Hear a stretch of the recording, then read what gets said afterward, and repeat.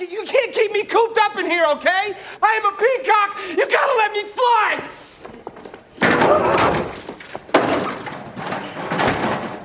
Hello there. Welcome to the Poppycock Podcast, where I'm not an expert and the topic doesn't matter. Today I'm going to talk about Superman. He's arguably one of the oldest superheroes in the modern lexicon, and he's one of the ones that people are most easily going to recognize. His symbol of the S is just, you see it, you see the red cape, you see the blue tights, Superman. I think him, Batman, and Spider-Man are the three most recognizable superhero brands worldwide. Across language, across development of your country, you see the costume, you see the logo, even if it's faded on the side of a truck, you know who that superhero is. And there's a reason for it. I mean, obviously, striking colors, but it was more than just we needed a superhero, around the same time as World War II, and it was nice to imagine a perfect hero. There's a reason he stuck around. And I know that a lot of people look at Superman and they think, wow, what a boring guy. And that's totally fine if you think that, because I felt that way for most of my life too. And then I kind of looked at it from a different angle, and I'm going to give you a couple anecdotal stories about myself and my story with Superman, and then I'm going to dive into Superman. And, if at the end of all this you still think Superman is kind of a plain Jane, boring character, that's totally fine. All that I ask is that you look at the context of why I have a different opinion. You try to understand why I'm seeing it from this angle, and even if you choose not to see it that way, just, maybe it'll give you context for the next time you run into someone who says they love something that you don't. So when I grew up, the superheroes I liked the most were the Flash, Green Lantern, and the X-Men. I mean, they had cartoons that I grew up watching. I grew up watching Justice League Unlimited and the Spider-Man cartoon from the 90s and the X-Men. And that was sort of my Saturday morning routine. And if I got up at the right time on the right year, I got to watch it during the week. And that was like, candy for me. But I never really liked Superman. I mean, obviously, you put him in a room with Batman, and who are you going to relate to more? The guy who is also human, the guy who also has personal issues. Plus, I think Batman's costume is a little bit cooler, and Superman doesn't do karate. And as a kid, anyone who does karate is immediately 5 points cooler than anyone else who doesn't. And Batman's whole shtick is that he's a detective who does karate dressed as a marsupial. So, I mean, yeah, the whole dressing up as a bad thing is a bit of a weird addition to the combination, but as a kid you think cool costume, cool moves, cool car, he's rich, he's attractive, he has a butler, this guy's awesome. And I could get into the whole Batman lost his parents, but Alfred was more of a father to him anyway, and he should have realized that, but that's a whole different debate for a whole different time. But needless to say, losing Alfred should be something that hurts him more than his family dying in front of him. That's neither here nor there. Superman is a character that was created back when America was in its Mad Men era. It was around the Second World War. We've got people who are going, to church on Sunday. They want to get themselves a sody pop. They're walking around in their slacks. They got their sweater vests on. It's just a very different time in the world. And it's a very Happy Days, pre-Happy Days era, where it's all, it's a different world. It's, the nuclear family is still a thing, and it's just the way that the life was just hugely different from the way life is in 2020. I mean, I don't think they were locked down because of a pandemic back then. So there you go, one big difference already. And I think you look at characters like Spider-Man, who's a nerdy white dude, and I think immediately that gives him credit with a large portion of comic book readers up until probably 10 years ago. Out of shape, nerdy white dudes. Immediately you're like, I could have been Spider-Man. And when he puts the mask on, it's easier to imagine that it's you under the mask. That's why all the other Spider people like Silk and Spider-Gwen and Miles Morales as Spider-Man and all these other people, it's easy to be like, I know they sound like me. I know that when they take their mask off, they kind of look like me. I know that their life is somewhat similar to mine. But at the end of the day, whichever one of those characters you see in the comic book with their mask on, you can imagine yourself doing the things they're doing. Not all of us have the strong jawline, piercing blue eyes, and, flowing dark hair of Superman. I would argue even less of us have his, broad shoulders and chest. Good for him. But I think that's what people kind of struggle with Superman. I would say that up until probably the Winter Soldier, people could interchange most of the characteristics of Captain America and Superman and get away with it. They're from another time, They're very polite. They're in incredible shape. They're here for truth, justice, and the American way. They're here to do the right thing, even when it's hard.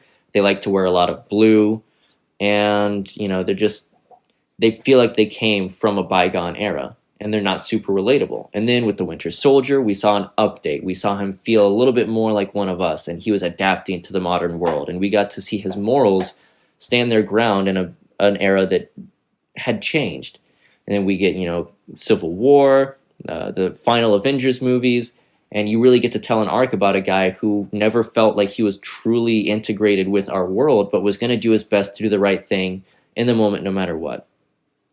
And I think that became relatable, or it at least became something that we knew we couldn't look like Chris Evans without his shirt on, but we wanted to emulate what he was doing.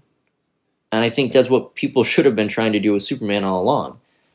Because there's this great thing, the adaptation of a comic book into an animated movie, Crisis on Two Earths, sort of a rough approximation of Crisis on Infinite Earths. And the Justice League meets a mirror universe of themselves where the Justice League is, criminals. They're like a syndicate instead of a league. And they're going up against sort of evil doppelgangers of themselves. Superman is Ultraman, and he's like an emotional dictator.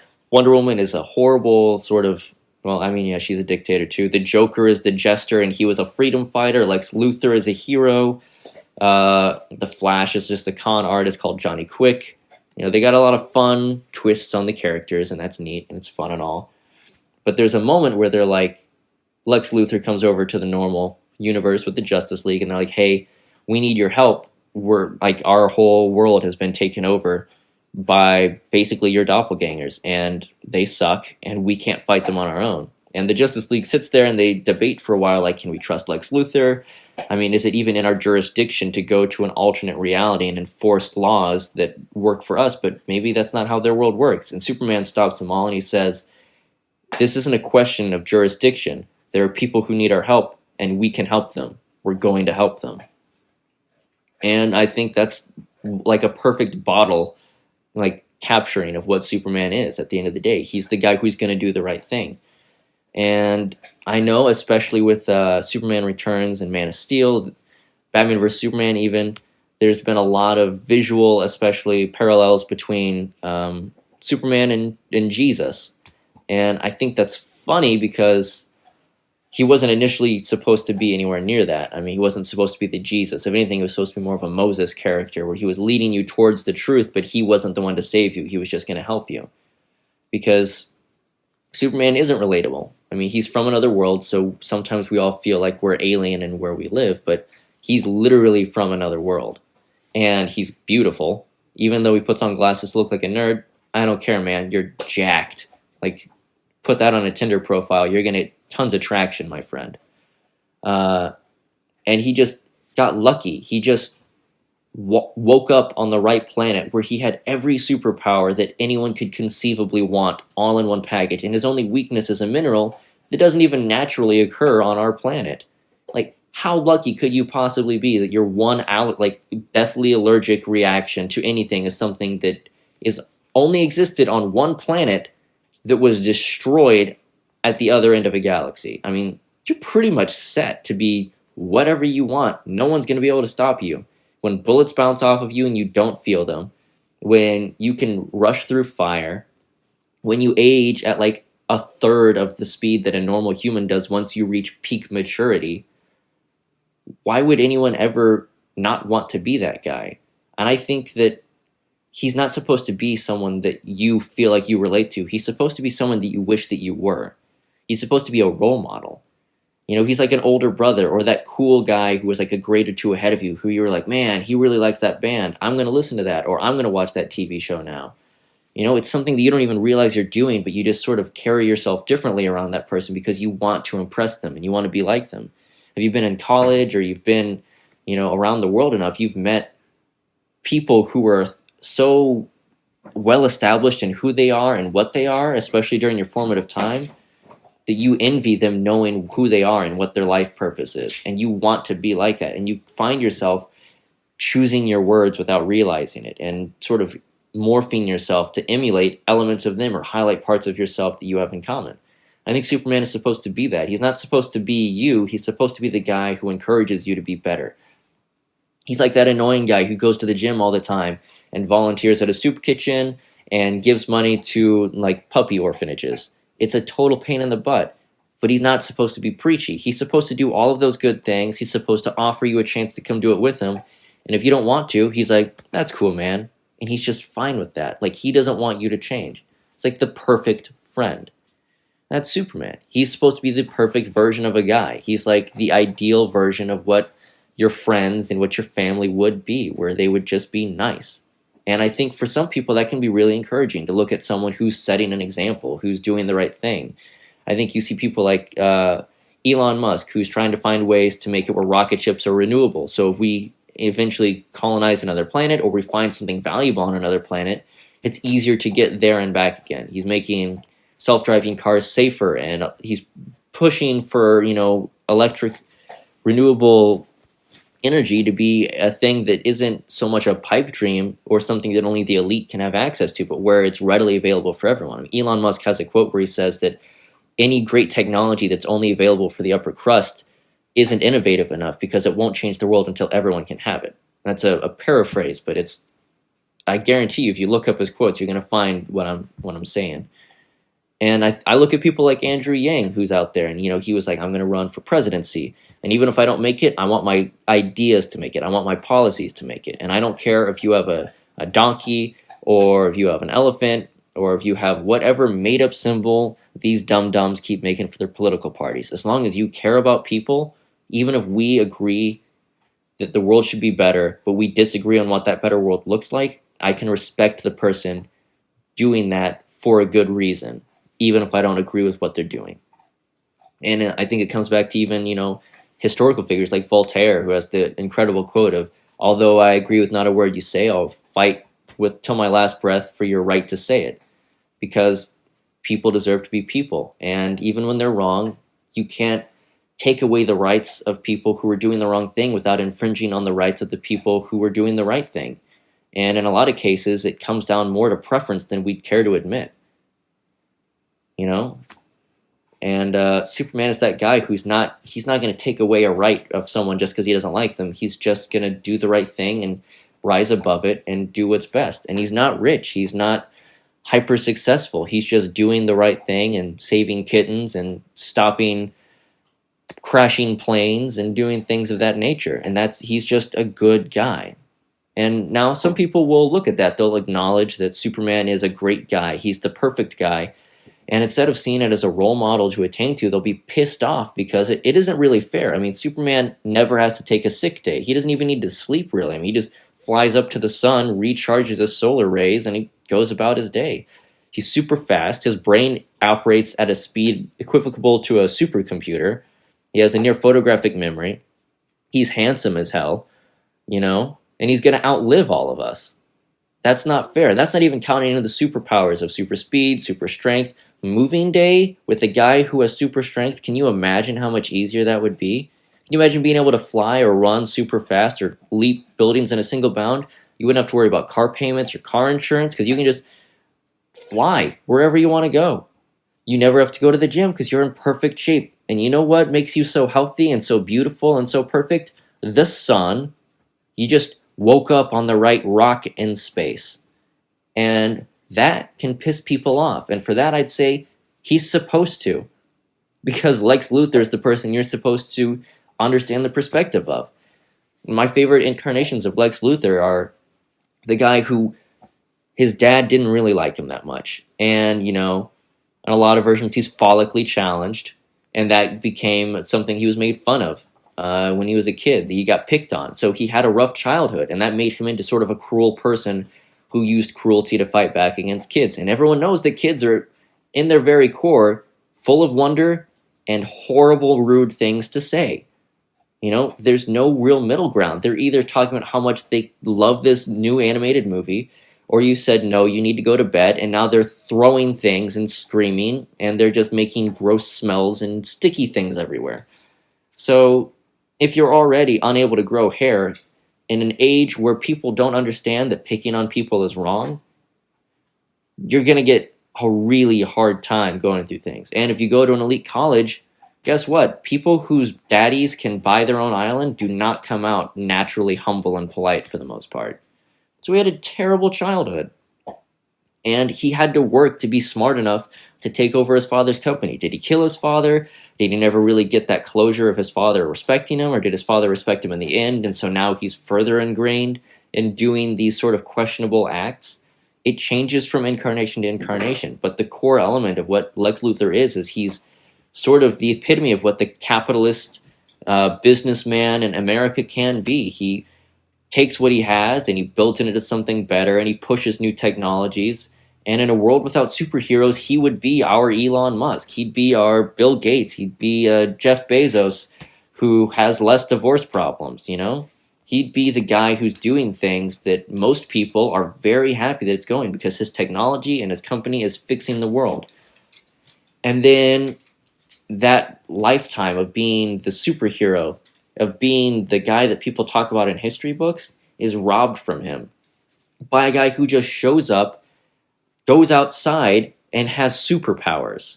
And no matter how many times Lex Luthor goes to the gym, no matter how far he pushes his technological R&D facilities to make the next best thing, people are going to care a lot less about their self-driving car than they are about the guy who caught the alien asteroid that was about to hit the Earth right before it hit their car, and then saved them and their family and flew it back into space, came back down, and said, "No, you're the real hero." It's infuriating. It's like being the second coolest guy in the room your whole life.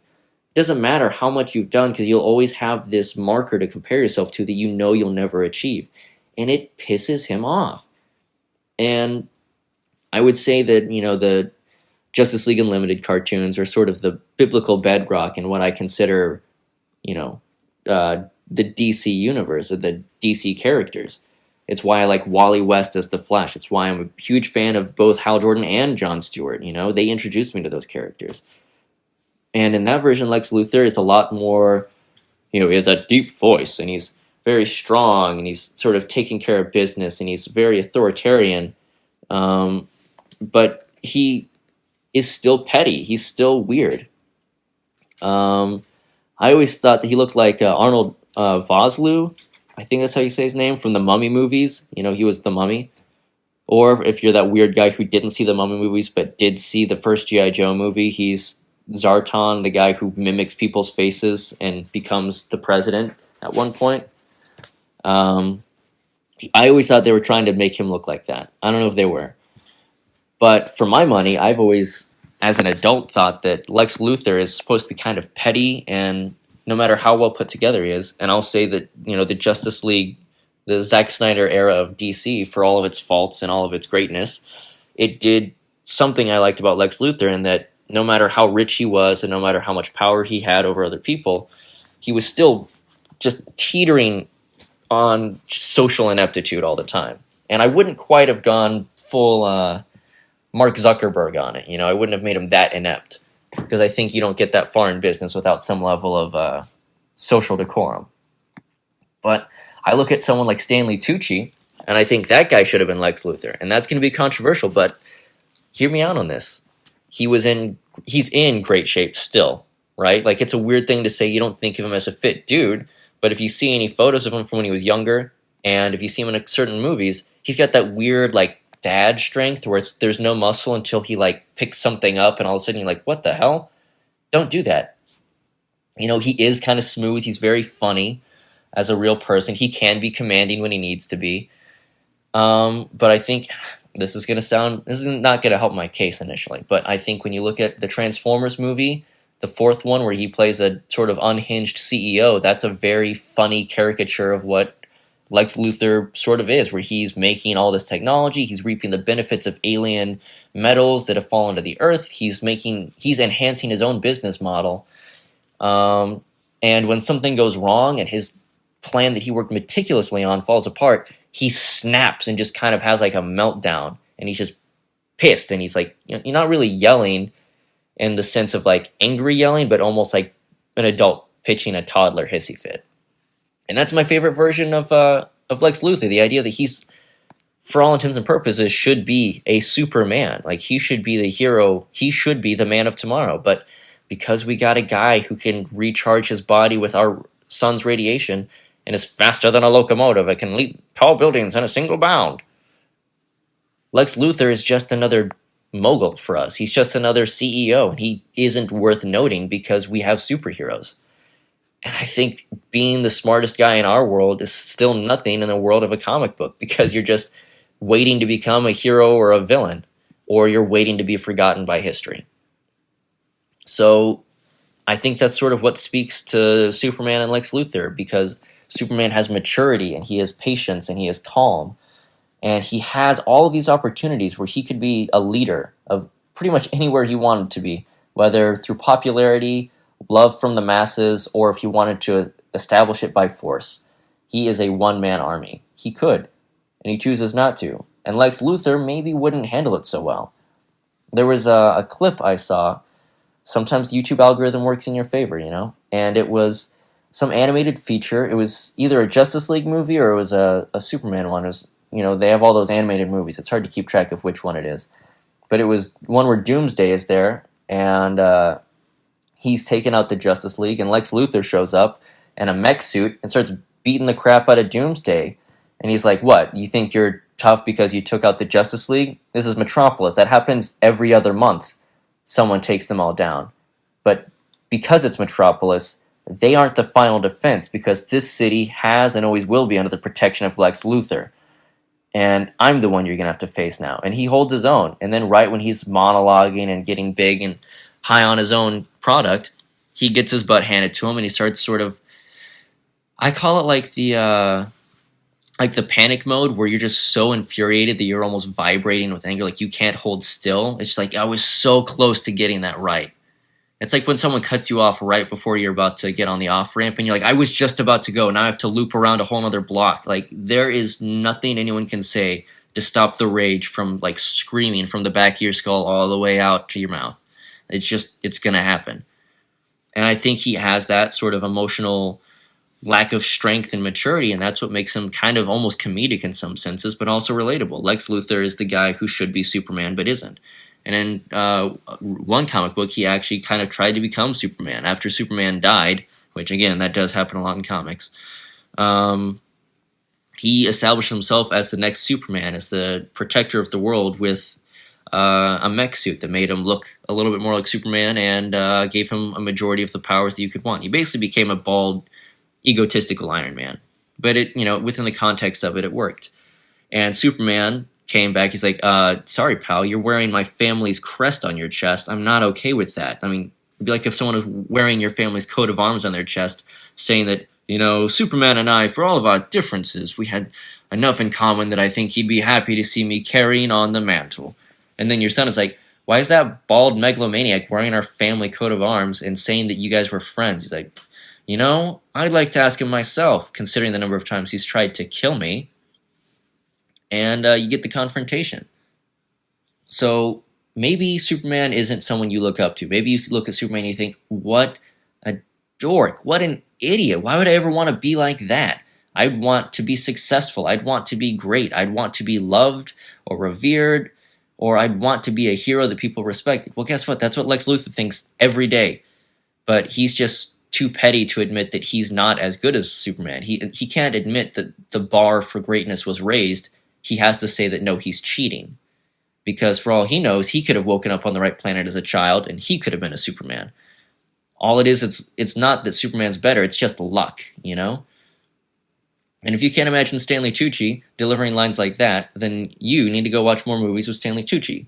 I suggest The Core. It was on Netflix. It should still be. It's an early 2000s sci-fi movie, which means it has rough CGI and a dumb plot that they threw enough science terms into it to make it work, but not enough for it to be even close to believable. And it's like really cheesy bad, but it's like a good bad. And Stanley Tucci is a really likable character in that. Not totally Lex Luthor, but I'm not going to force you to watch Transformers. Good God. And I think that Brandon Routh has probably done the greatest Superman since Christopher Reeves. And I love Henry Cavill. I will never say anything negative about Henry Cavill. except that I dislike that he's so much better than me. But that's just Lex Luthorism speaking.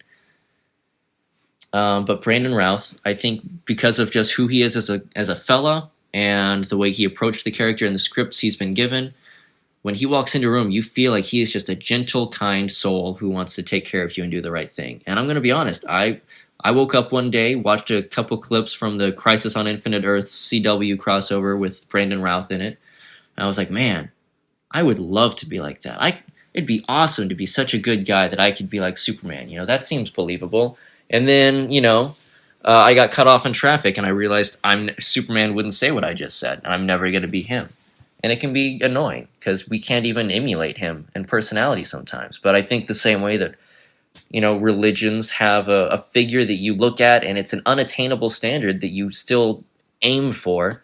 You try to hit it and go for it anyway, and try to get as close as you possibly can, because when you shoot for the stars, even if you miss, you end up higher than most people do, I think that's what Superman is supposed to be. He's Jesus for an atheist. He's another character for you to look at, and a role model for the kid who maybe doesn't have a great dad or doesn't have one at all. It's a character someone can look at and read and be like, this is who I want to be like someday. And I know that that's happened. I've met people in real life who have talked about how they had a good example set for them by a fictional character, and it's what they wanted to be.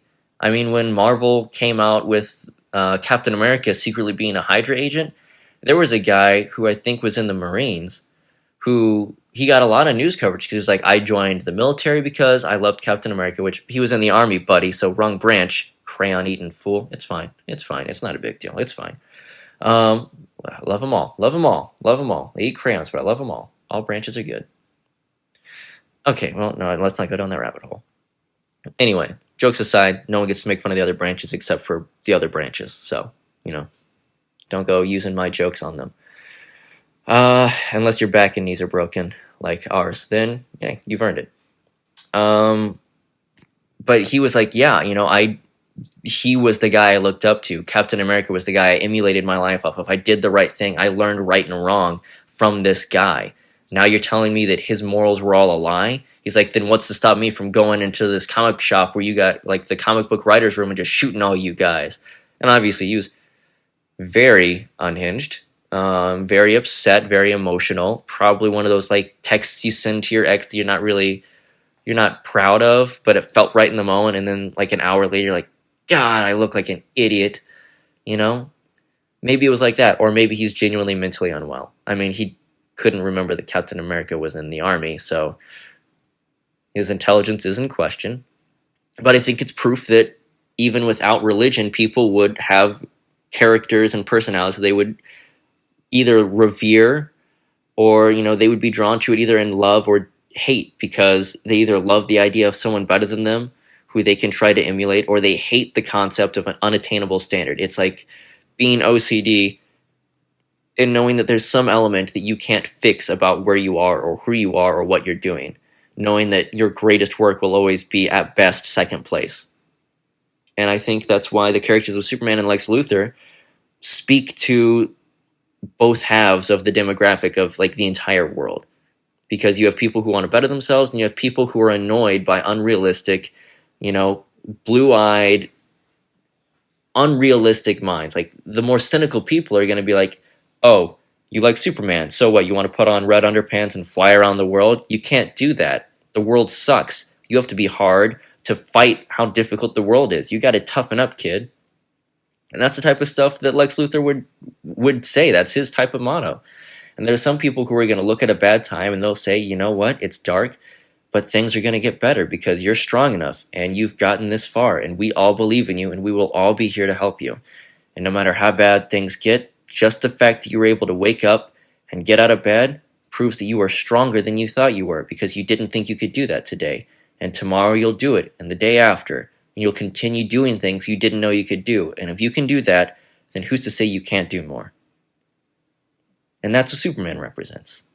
He's not supposed to be relatable. He's supposed to be a goal to attain, And while I don't think that in the near future we're going to be able to shoot lasers out of our eyes and fly around, I think that he's still someone that we can look at and enjoy as a fictional character to want to be. I mean, I think people look at Batman and they think he's more attainable, but he's a billionaire ninja detective with a perfect memory and way more game than any of us are ever going to have. He's just as unrealistic as Superman, and he dresses up like, a late night marsupial. That's arguably way weirder than a guy who is wearing essentially like, the chainmail armor of his civilization's knights with his family crest on it, and he's just doing the best he can for as many people as he can, because that's what his family would have wanted. It's what his morals stand for, and it's what he thinks is the best use of who he is in the world. I think that's respectable. I don't always think it's attainable. I definitely have days where I just want to scream and swear and punch a wall and, rage against the machine because life isn't fair. But I think seeing someone who looks at the unfairness and says, I'm not going to give in, and I'm just going to continue to do the right thing because I can't control my circumstances, but I can control how I respond to them. And it's cheesy and annoying, and we've all had our parents or someone say it to us, and no one likes to hear it. The older you get, the more you realize that it's the truth. So maybe you still don't like Superman, but maybe you can appreciate what Superman represents, or you can appreciate that based on who you are, you're not supposed to like Superman. You're supposed to think he's kind of a pompous douche who thinks that everything is easy and nice and fun just because it's easy for him. And you can be cynical and angry, or you can be optimistic and respect the good that he's doing. I think any major figure in the real world would be viewed the same way with the same sides forming. But the next time you see that red cape floating on a TV screen or on a comic book cover, maybe don't have a gut reaction of saying, this guy sucks. Maybe think, you know what? He's not the hero I want to believe in, but I'm glad that he's there for the people that need him. Because some days it sucks, and having a role model is kind of the best thing you can have. And as silly as it sounds, we find them in weird places. TV shows, books, movies, and so on. And there's really no harm in a kid or even an adult looking at someone that they know isn't real, doing something they know they can never do, but thinking, I'm going to try my best. And I'd argue that's pretty darn cool.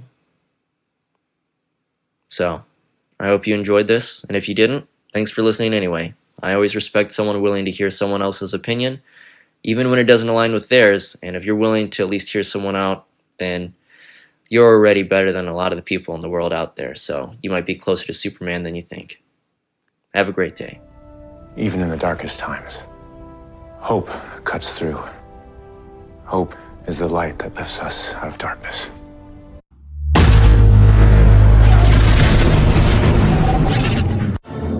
Well, we won't be seeing him again.